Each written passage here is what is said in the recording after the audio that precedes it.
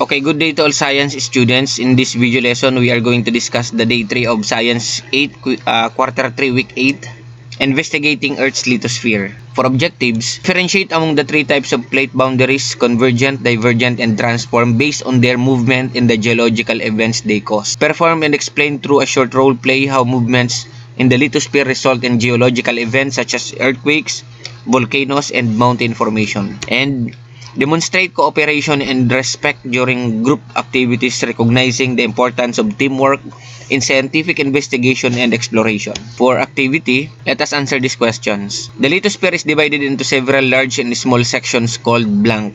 Okay, tectonic plate. The movement of these tectonic plates causes earthquakes, volcanoes, and mountain formation. Plate movement. This type of plate boundary occurs when two plates move toward each other. Converging plate boundary. This type of plate boundary happens when two plates move apart and new crust forms. Diverging plate boundary. This boundary occurs when plates slide past each other horizontally, often causing faults and earthquakes. Okay, transform fault boundary. The uppermost part of the mantle is part of this rigid layer of the Earth, a lithosphere. When one plate is forced beneath another, this process is called subduction. A fracture or crack in the Earth's crust where movement occurs. Okay, fault line or ang ibang tawag po dyan ay plate boundaries. The lithosphere movement that can lead to volcanic eruption and earthquakes is called plate tectonics. The creation of new oceanic crust happens at this underwater feature. Okay, the mid-ocean ridge. Okay, imagine you are holding a puzzle piece that fits perfectly with others to form a huge picture. Now think of the Earth. It's made up of giant puzzle pieces too. These pieces slowly move, collide, and drift apart, shaping our mountains, earthquakes, and volcanoes. And what do you think these massive pieces are called? Okay, what is lithosphere? The lithosphere is the rigid outer layer of the Earth.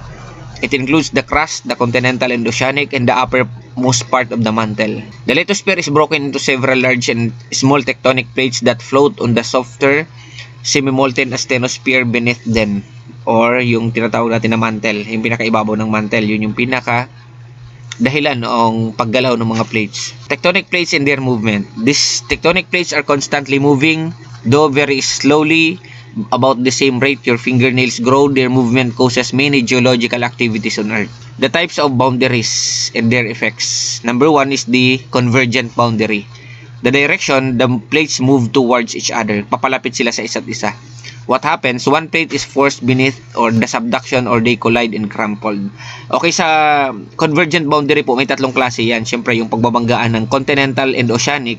Ang iilalim yung oceanic kasi mas mataas ang kanyang density. And pangalawa is yung oceanic to oceanic, may isa doon ang lulubog pa rin. Nagkakaroon ng subduction process.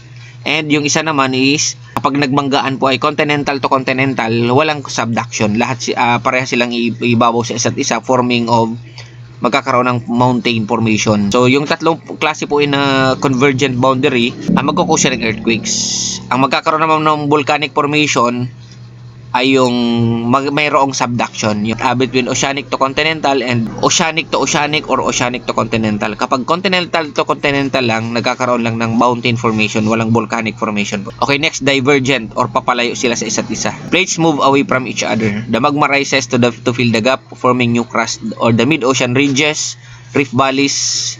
And then the next one is the transform fault boundary. Plates slide past each other horizontally. Crust is neither created nor destroyed. Fault lines, earthquakes. Example is the San Andreas Fault in California. Importance of the lithosphere. It shapes Earth's surface, the mountains, valleys, and ocean basins. Provides resources, the minerals and fuels. Influences natural disasters, earthquake, volcanic eruptions. Supports ecosystem and human activities.